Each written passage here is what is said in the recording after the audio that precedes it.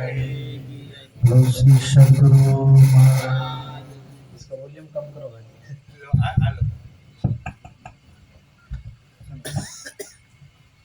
Hello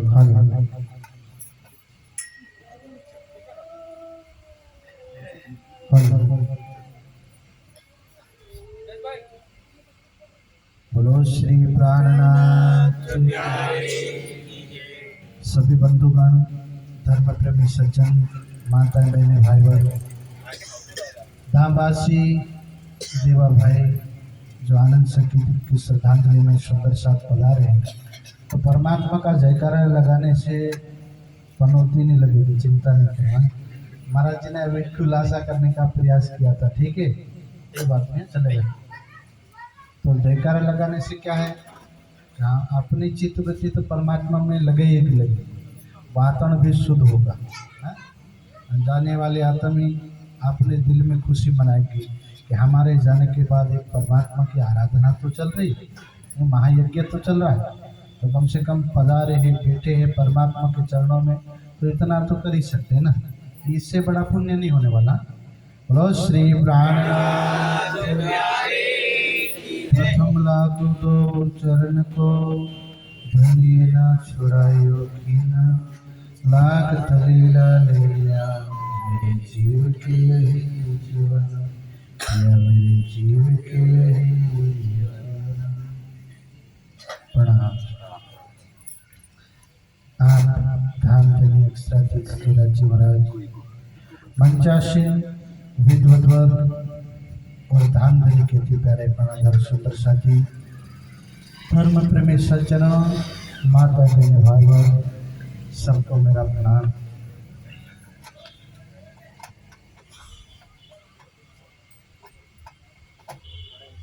कर्म में बांधे, कर्म में खोले, कर्म की बलिहारी। सारी सृष्टि कर्म से बधी हुई है। शांति भैया, आधा घंटा।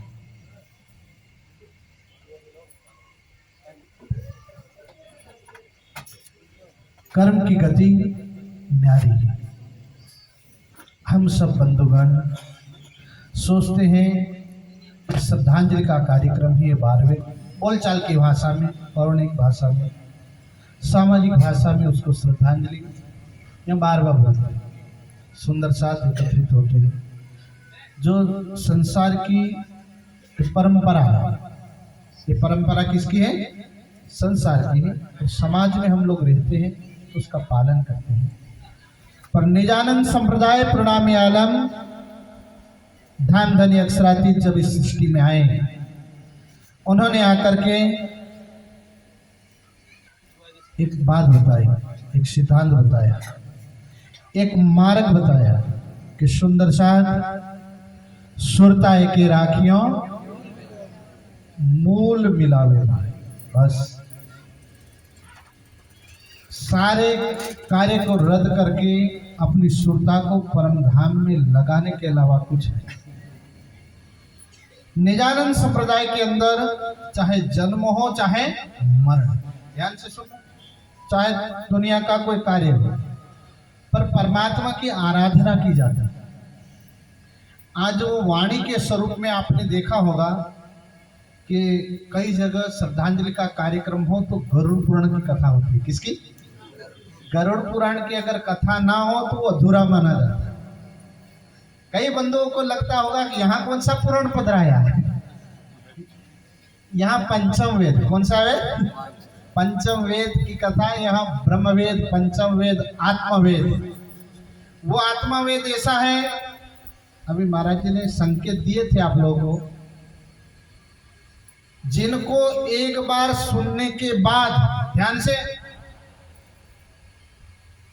जिनको एक बार सुनने के बाद, सुनाने के बाद जीव आवागमन के चक्कर में पड़ता नहीं है। जो शंकर भगवान ने मां पार्वती को अमरनाथ की गुफा में अमर ज्ञान सुनाया था। कौन सा ज्ञान सुनाया था? अमर ज्ञान। पर मां पार्वती सुन सकी? सुन पाई थी कि नहीं? नहीं सुन पाई थी ना। और सुन किसने लिया था? तोते थे, जो तोता था ना।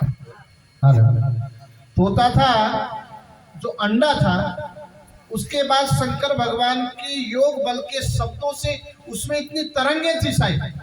जो योगी व्यक्ति होता है ना, जो साधक होता है, उनके शब्दों में तेज होता है, उनकी बुद्धि में तेज होता है, उनके वायुमंडल में इतना तेज होता है कि आसपास की एनर्जी ऑटोमेटिक पॉजिटिव हो जाता है। तो शंकर भगवान तो 60-60 हजार वर्षों की महासमाधि लगाए हुए महापुरुष, तो उनके शब्दों में इतनी ताकत थी कि जो अंडा था वो फूट गया था। जो शब्द मां पार्वती सुन रही थी वो सो गई, और सुनने कौन लगा? जो अंडे में बच्चा था ना, सुख, जिसको बाद में उनका नाम पड़ा सुखदेव मुनि। ध्यान से सुनना, बोलो श्री सदगुरु। जागते रहना, ये प्रसंग में बताने जा रहा हूं।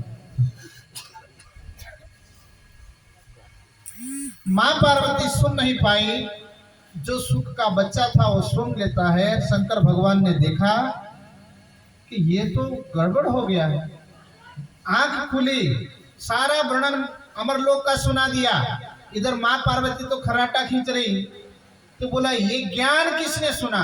तो हुंकारा कौन भर रहा था? तो बोले वो तो बच्चा है, सुख का तोता है, अब क्या किया जाए? तो बोले समय से पहले ये ज्ञान सुनने का अधिकार किसी को भी नहीं है। इस संक्षेप में अमर कथा बता रहा हूं। तो बोले अब क्या किया जाए? तो बोले इसको मार दिया जाए। इतने में जो बच्चा था वो भागने लगा, शंकर भगवान पीछे पीछे। सुखपुरा, उस सुख सागर में इसका वर्णन आता है। मां पार्वती जब रास्ते में चलते चलते वो शरीर छोड़ देता है, वो बच्चा एक माता के गर्भ में प्रवेश कर जाता है, तो शंकर भगवान ने उस गांव में जाकर के धूणी धकाई शायद। नया साधु, नया योगी आया, रे पति पुत्री धूणी धकाए। गांव वाला पूछे कि भाई केम आया? तो कि हम राह देख रहे। किसी की राह देख रहे हम बताएंगे नहीं, बस यहाँ हम पनौती उतारने के लिए धूणी धकाई है। अब ये बात शंकर भगवान और मां पार्वती जाने, तीसरे को पता नहीं है। तीसरे को पता ही नहीं इस बात का। तो मां पार्वती कहने लगी, रे स्वामी तो जन्मेगा तब तो मार देना, अभी कहाँ है? तो भाई 9 महीने बीत गए, 10 महीने बीत गए, तो जन्मने का नाम ही नहीं ले रहा। 12 महीने बीत गए, बोला जाता है वो 18 महीने पर जन्मा था। बोलो श्री। वो भी तपस्वी था, अमर ज्ञान सुना था। ध्यान से,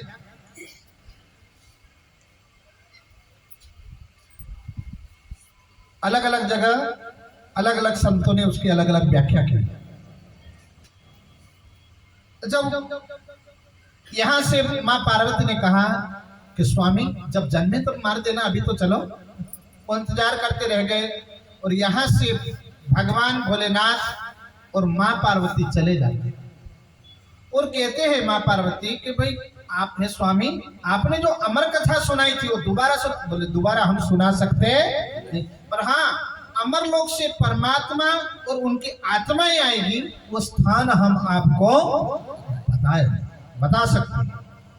तब जाकर के प्यारे साथियों वो अमरनाथ से चलते हैं और कहाँ जाते हैं? विंध्याचल पर्वत। अभी महाराज जी बता रहे थे, हम लोग बोलते हैं 5 पद्मावती पूरी पन्ना, उससे पहले उसको विंध्याचल बोलते हैं। क्या बोलते थे? विंध्याचल पर्वत। जो आज जितनी पर्वतमालाएं हैं वो विंध्याचल से बनी हुई है, उसके संपर्क से। तो बोले यहाँ ब्रह्मलोक से ब्रह्मात्माएं और परमात्मा का स्वरूप प्रकट होने वाला है, और संसार के काल को मारेंगे। क्योंकि आज तक मनुष्य को डर किससे लगता है? काल से। किससे लगता है? काल से। मौत से कौन नहीं डरता भाई? सब। अब मौत होती किसकी है ये मनुष्य नहीं जानता, बस डरता है मौत से। पर किसकी मौत होती है? क्योंकि ये पता मरता कौन है? शरीर के स्वरूप। बोलो बता, मरता कौन है? शरीर मरता है कि स्वरूप मरता है? शरीर मरता है। तो हमको पता नहीं, हमारे बीच में धामवासी जो आत्मा देवा भाई का नाम लेकर के जो शरीर संसार में था, पर हम जीते जीव शरीर को देखा, स्वरूप को देखा नहीं। देवा भाई जो नाम धारण किया था वो शरीर मरा है, स्वरूप मरा नहीं है। उसको कोई नहीं मार सकता। जीव को नहीं मार सकता तो आत्मा को कौन मारेगा भाई? भगवान श्री कृष्ण ने अर्जुन को कहा है, अर्जुन संसार में प्रत्येक प्राणी आते हैं वो शरीर रूपी वस्त्र लेकर के आते हैं। कौन सा वस्त्र? शरीर रूपी वस्त्र। जैसे हम खेत में जाते हैं तो पुराना वस्त्र पहनते हैं, और कहीं बाजार में जाते हैं तो पुराना वस्त्र फेंक देते हैं और नया वस्त्र पहन लेते हैं। वैसे ही ये जीव जब जब आता है संसार में तब तब शरीर रूपी वस्त्र धारण करता है। बोलो श्री। कौन सा वस्त्र धारण करता है? शरीर रूपी। जिसको कबीर साहब ने कहा है कि झीनी झीनी रे भूनी चदरिया हमारा आराम,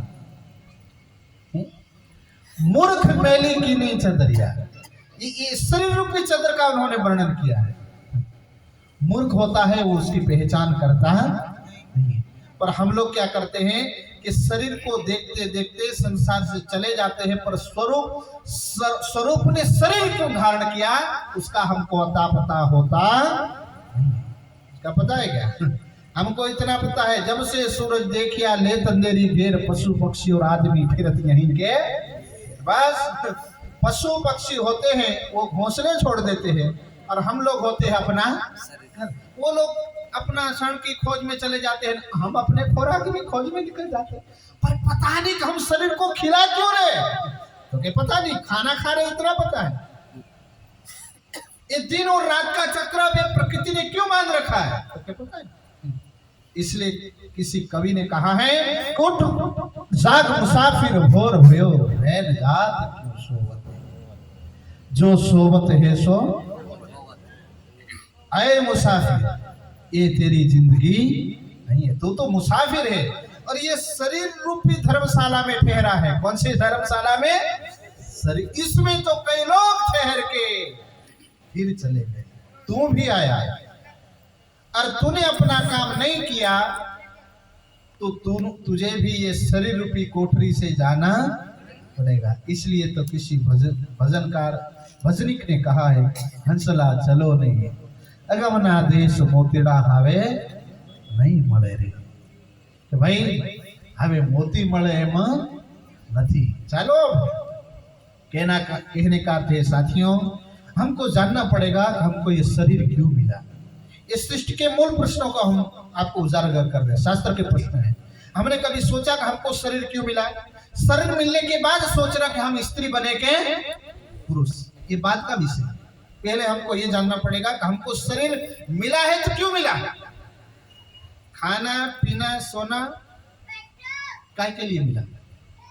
अगर इन मूल प्रश्नों के ऊपर हमारी दृष्टि नहीं गई तो हम भी इस सृष्टि के अंदर लाखों लोग आए और अपना समय व्यतीत करने के बाद चले गए, इससे हमारा भी नंबर होने लगने वाला है। दूसरा कोई मार्ग नहीं। तो हमको शरीर क्यों मिला? स्वरूप को जानने के लिए। किसको जानने के लिए? स्वरूप को। वेद के अंदर एक मंत्र आता है, अनाद्य अनंत महत्तम परम द्रव निश्चय तन्मृत्यु खाद प्रवचते, कि जीव तो तेरे स्वरूप को जानने के लिए शरीर लेकर के आया है, ताकि संसार के सगा संबंधी की रिश्तेदारी निभाने के लिए शरीर लेके आया कि भाई तू कौन है, तेरा स्वरूप कहाँ है।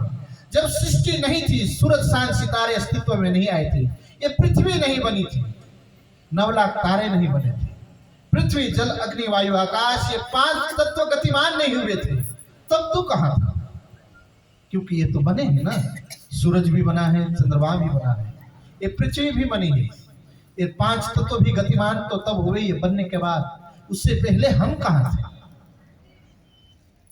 प्यारे साथियों, गीता के अंदर भगवान श्री कृष्ण को अर्जुन ने एक प्रश्न पूछा था कि हे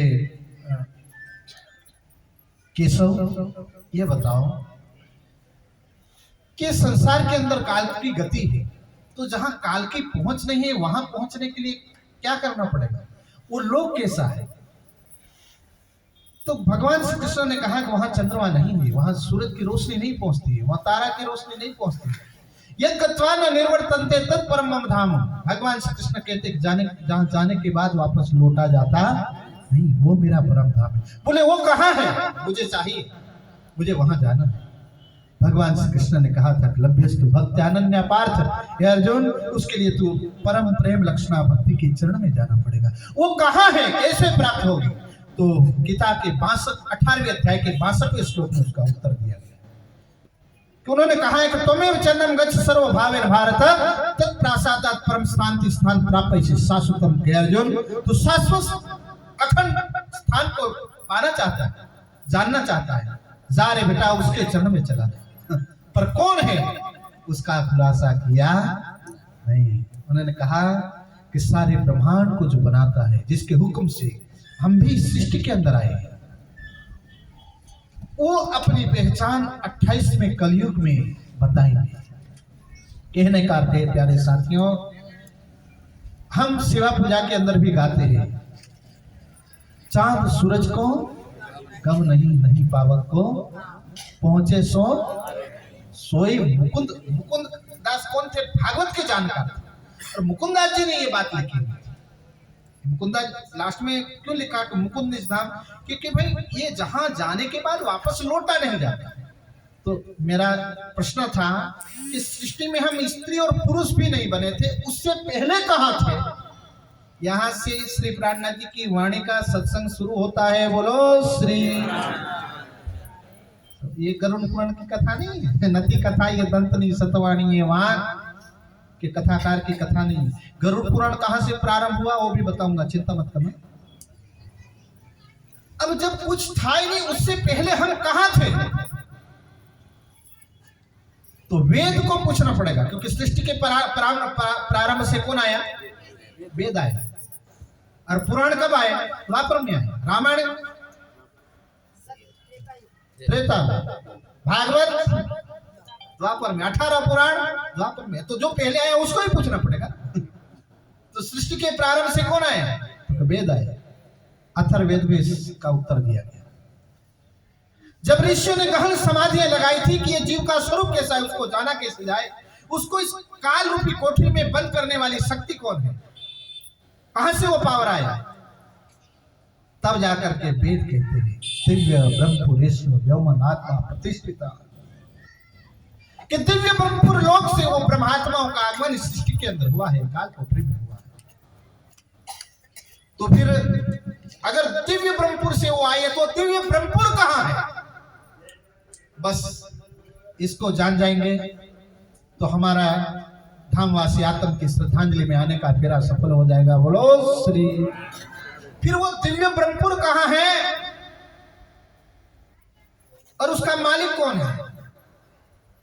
तो एक मंत्र के अंदर उसका वर्णन आता है कि वेदा महतम पुरुषम महांतम आदित्य वर्ण तमसः परस्तात् तमे विदित्वा तिर्मृत्युर्मेति नान्या पंथा विदिते नायक। वेद कहते के मानव, आदित्य वर्ण जैसे तेजोमय स्वरूप में परमात्मा का स्वरूप दिव्य ब्रह्मपुर में विराजमान है, और वो प्रकृति तमसः परस्तात् यानी प्रकृति के बंधन से परे है। उसको जाने बिना मृत्यु का बंधन छूटने वाला नहीं है। बोलो श्री। उसको जाने बिना ये काल कोठरी से जीव छूटने वाला नहीं है। तो बोले उसको जानने के लिए अब किया क्या जाए, उसको जाना कैसे जाए? तो रामायण में ध्यान से सुनना। बोलो श्री। रामायण के अंदर भगवान राम के नाम की महिमा पार्वती और भगवान भोलेनाथ आपस में बात कर रहे थे। ये प्रसंग आता है रामचरितमानस में। आपस में बोले दशरथ के घर में जो नाम राम का नाम पढ़ने वाला है, वो नाम की महिमा क्या है, उसमें वो प्रसंग आता है। तो लास्ट में वो बताते हैं, सुंदर साथ में उसको गाया करते हैं कि भाई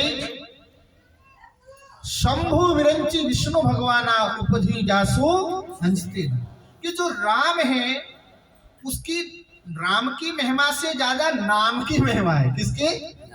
उनके नाम की महिमा। बोले उनके नाम की महिमा क्यों है? तो कि एक नाम उसका निराकार के परे जो उनका स्वरूप प्रकट होता है, उसका दुनिया को पता नहीं। इस विषय के अंदर बालकांड में उसका वर्णन आता है। भगवान भोलेनाथ और माँ पार्वती उसके नाम का गायन करते हैं।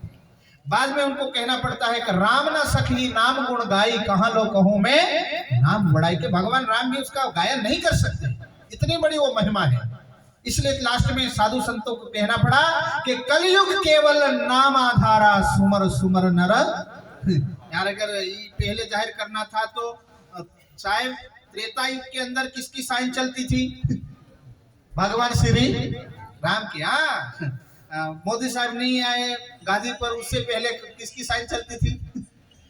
मनमोहन साहब की। अब रिटायर थे या तो हमने छाया चाले नहीं, जो वर्तमान में शायद वो ही काबिल होंगे ना भाई। वैसे ही त्रेता युग में स्वर्ग वैकुंठ में ले जाने की क्षमता किसके पास थी? भगवान श्री। उनकी आराधना लोग करते थे, तब करते थे। अब त्रेता युग रद्द कब हुआ? द्वापर की शुरुआत। द्वापर में पावर किसको मिला? भगवान श्री। द्वापर में सारे सब भक्ति करने किसके चक्कर में चले गए? भगवान श्री कृष्ण। और बाद में जब द्वापर की एंड आई, पता चला अरे रे रे रे, काल के गाल से छुड़ाने वाला तो कोई और है। बाद में उसका खुलासा होता है कि प्रभास पाटन में भगवान श्री कृष्ण का शरीर छूट गया है। इसका मतलब ये काल तो चारों तरफों 14 लोग को काल पहुंचाए। काल तो धामधनी ने वाणी में लिखा है कि चतुर्मुख को छोड़त नहीं जो सृष्टिकर्ता कहलाए।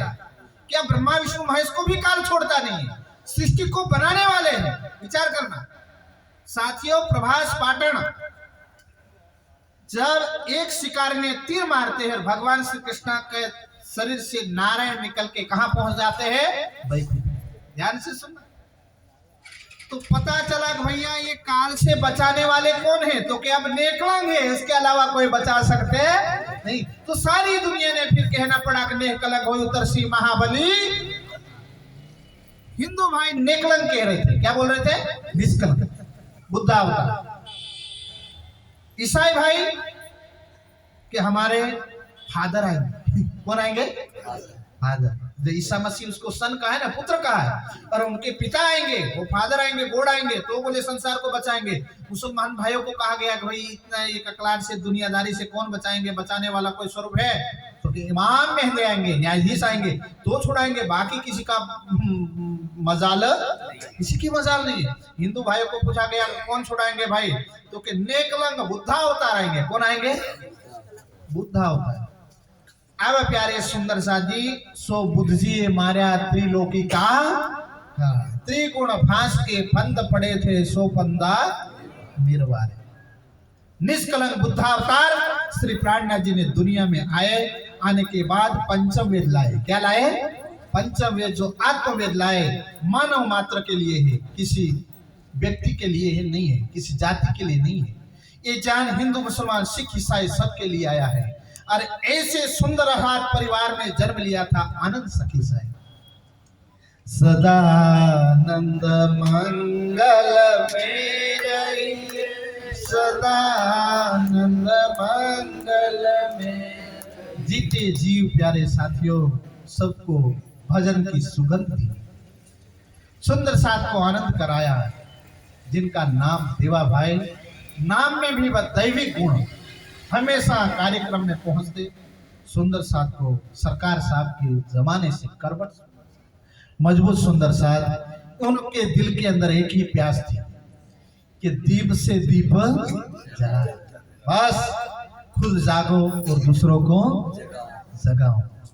यही प्यास थी, जिज्ञासा थी। जितना हो सके डॉक्टर साहब के साथ, जब मैं निजानंद संप्रदाय में आया तब से लेकर के हमेशा देखा मैंने डॉक्टर साहब के साथ हमेशा कहीं भी राज्य महाराज का महायज्ञ चल रहा हो, वहाँ हाजिरी देने दे। सुंदर साथ, समय पूरा हो चुका है, पर 2 मिनट और मैं बता देता हूँ। हेलो।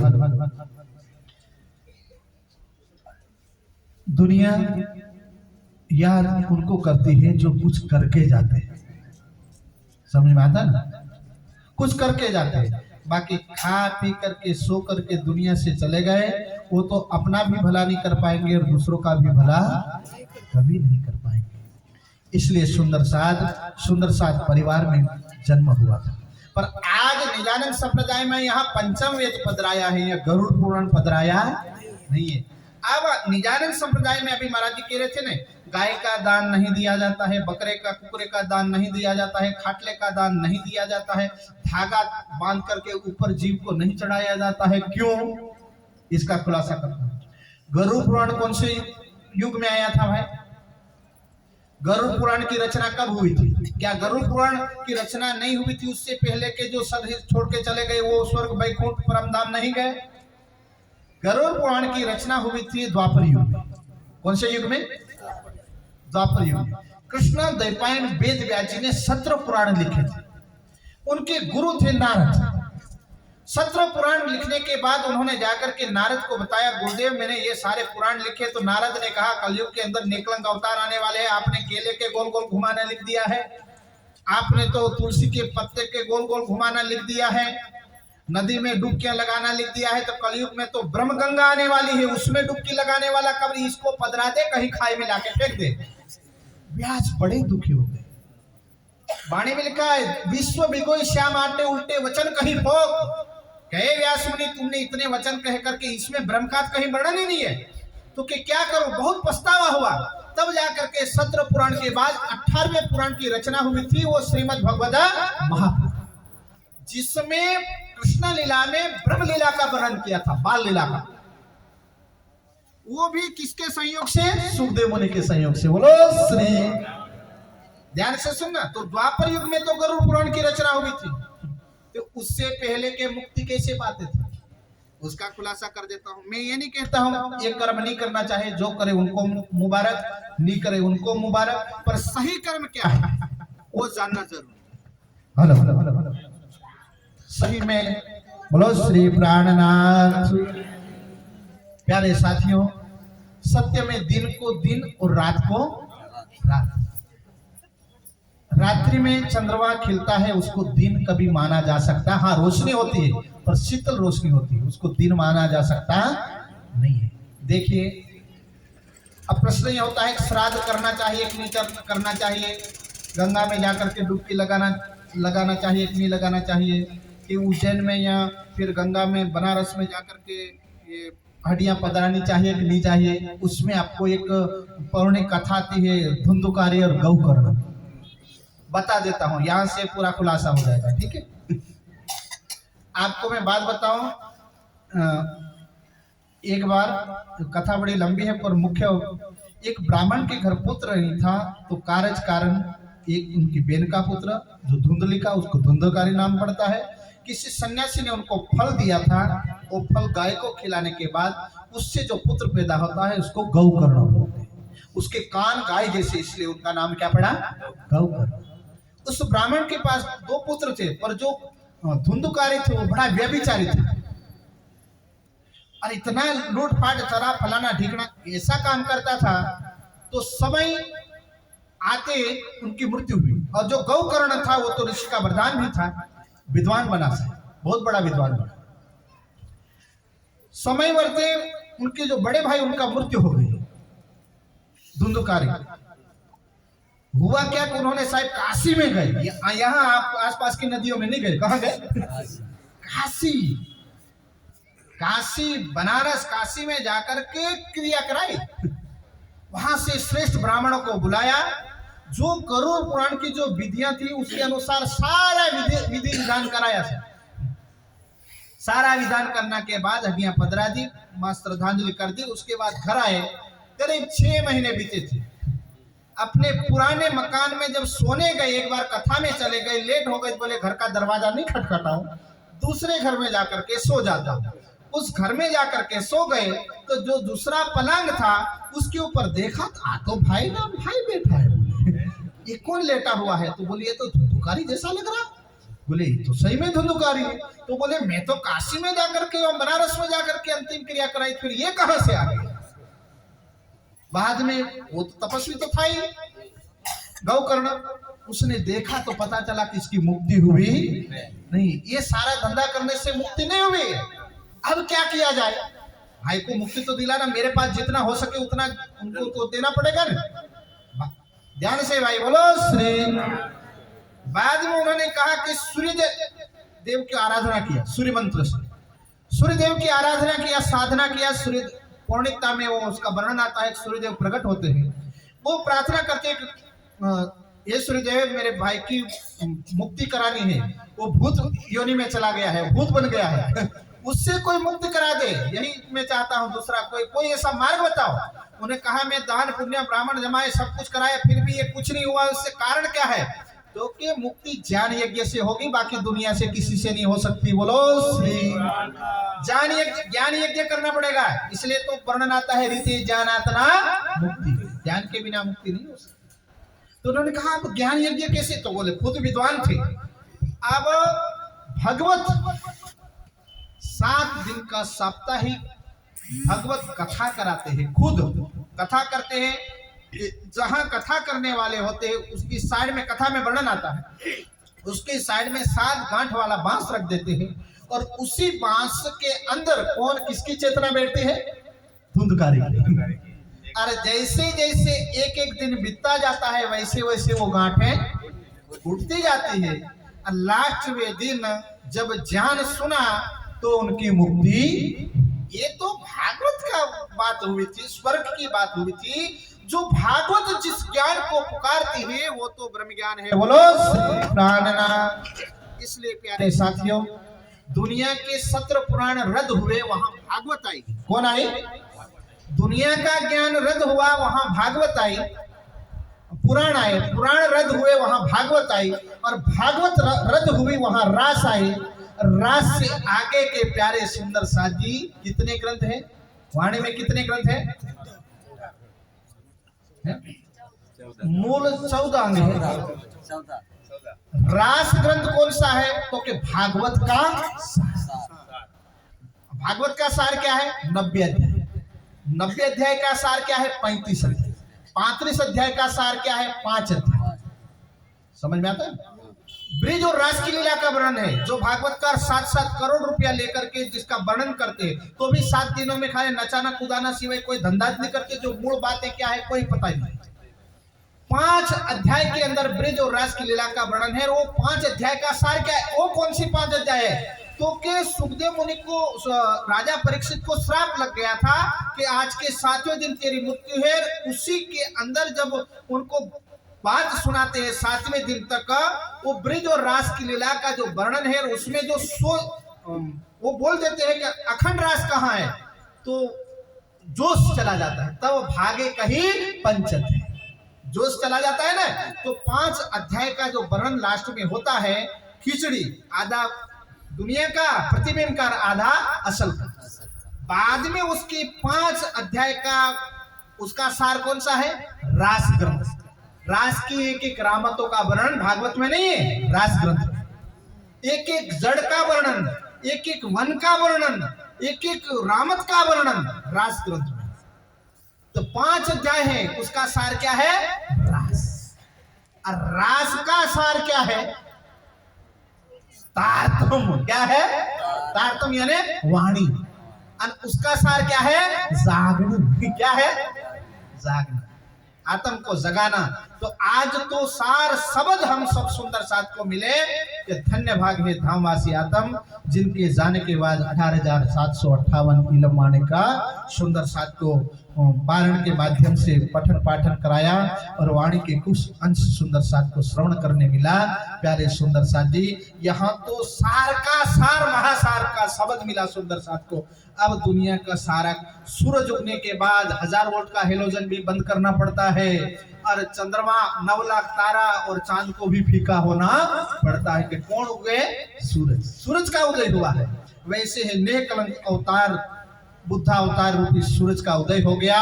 अब कोई भी जीव धनी के चरणों में आकर के जन्म मरण का चक्र छुड़ा सकता है, और सुंदर साथ आकर के ब्रह्म ज्ञान लेकर के अपने मूल स्वरूप में जाग सकता है।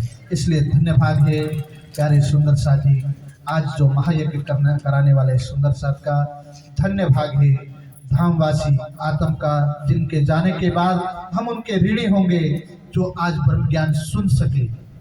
कितने सारे ऋणी होंगे हम सब सुंदर साथ। आने वाले समय में परिवार भी जैसे धामवासी देवा भाई राज्य से लगे रहे थे, वैसे परिवार भी लगा रहे। तो इति धन धन और उति धन। प्रणाम। बोलो श्री प्राणनाथ।